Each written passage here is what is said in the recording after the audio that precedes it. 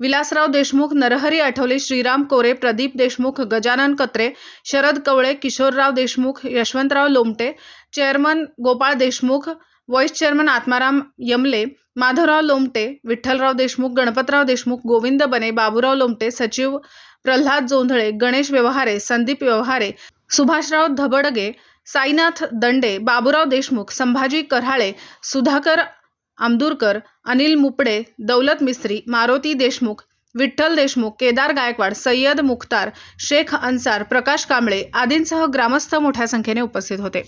नमस्कार, N24 मराठीमध्ये आपलं स्वागत. पाहूयात आजच्या विशेष घडामोडी.